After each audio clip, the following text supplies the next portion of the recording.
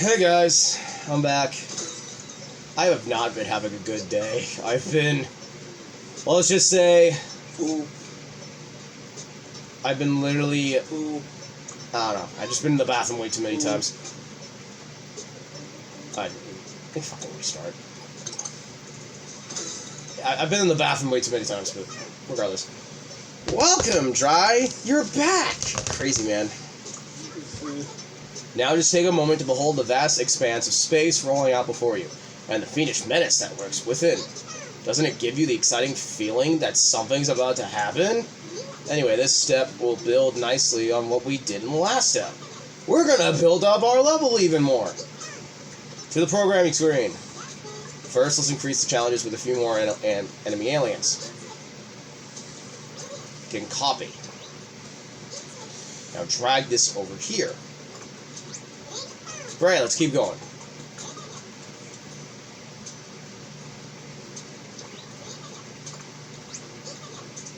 Copy.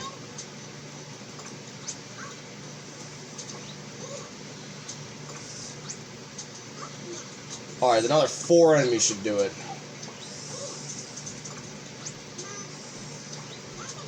Yeah, copy, flip right the blue frame.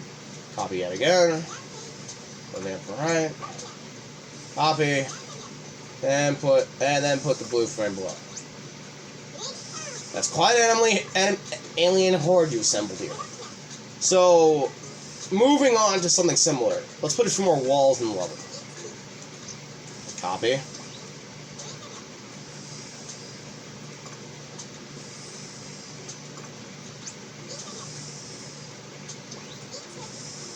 Put it there. Copy once more.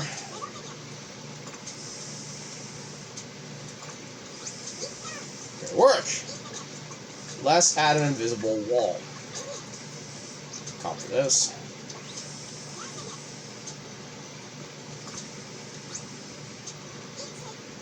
Copy it again.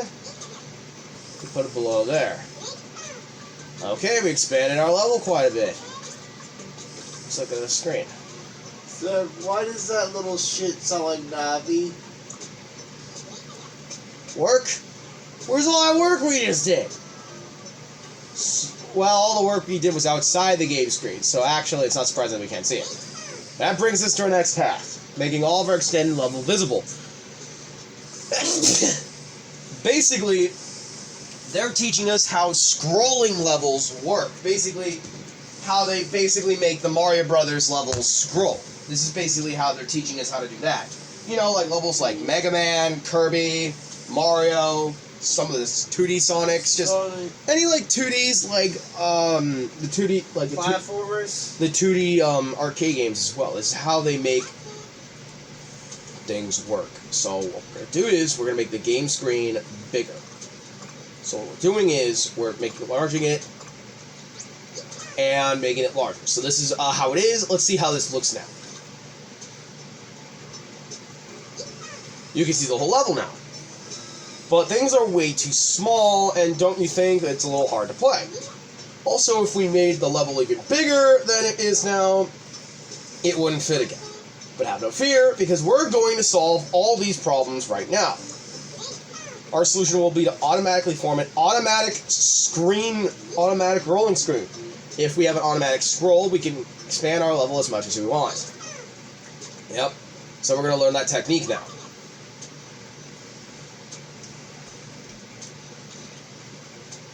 So we're going to return our game screen to the size it once was. And now we're going to... So we need a game... So you see we need the game screen to scroll to the right. So we need to go to Input and Constant. I have a constant for facility scrolling screen. We need to go to Middle, Flag, Counter Random. Okay, so this. And we're going to get Counter. Now we need to cut them to the count up. I will count upward, yes.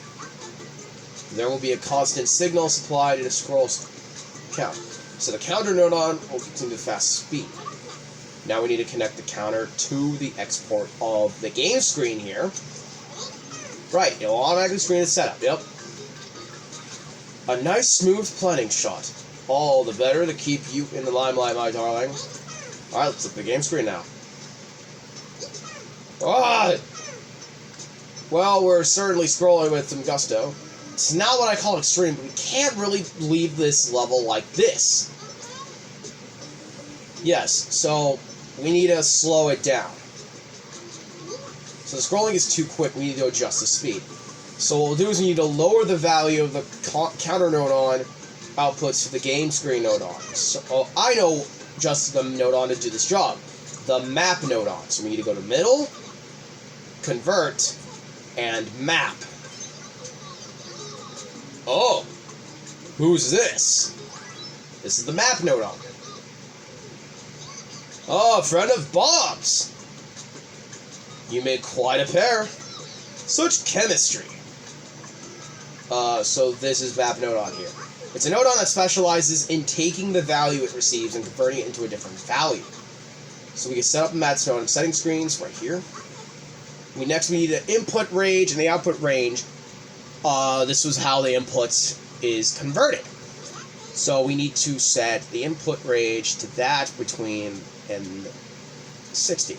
So probably close to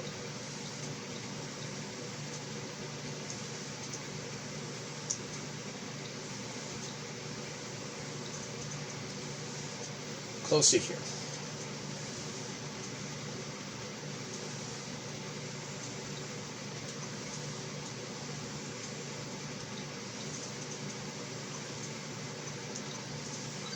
There. And now we need to send here. Sorry. Right here. With these settings, inputs between 0.6 and 60 will be scaled down to the output between 0 and 1 by the map node on here. So we close the settings here. We disconnect this. We connect them. And we connect the output of map node onto the screen node on right here, and so. This should be tamed the scrolling, so now we need to check the game again. And this is how you get slow scrolling. This is the basic screen. It's not too fast, not too slow. So this is how games like, I believe we played, basically how the game, one of the LPs we played, which is Air Wing Carrier, this is how it worked. So plus we try to give it another whirl. Try playing through it. So we're going to play through this, right? So we're going to shoot aliens.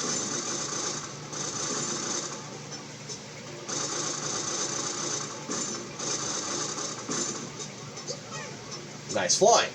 You made it through the end of the level without crashing into a wall or an alien. There's also a retry button.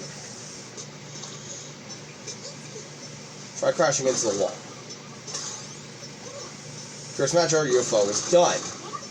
At the moment, the UFO is set to break when it collides with anything. If it's a wall, it'll break. Maybe this makes the game a bit too hard. So let's make it so that the UFO doesn't break when it hits a wall. Alright. So we need to open up the UFO settings. Under probably stable destruction, yep. Now, the detailed destruction probably will be next to it. You'll be able to determine exactly what breaks the UFO here. Enable alien only. Now the UFO won't break unless it collides with an alien. Now let's close that. Now the UFO won't break if it collides with a wall or its own projectiles. So our crash is a whole tougher now. Alright, so let's check that. Yep. As we hope the UFO breaks when it hit an alien. We're flying with a wall, no fear.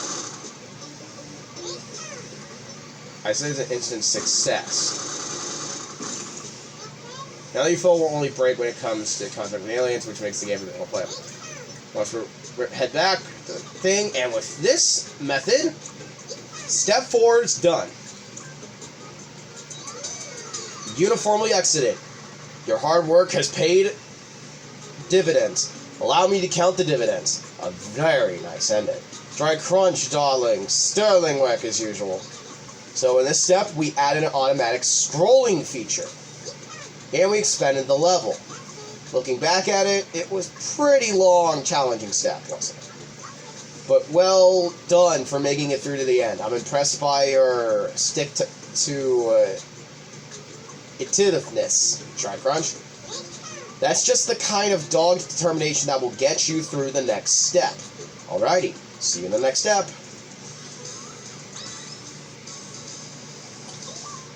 Yep, scroll in the game screen in destructive and destructive settings, which are now added in the guide. And with that, I will see you guys in the next video, where we go to Alice's guide and we learn how to do this stuff.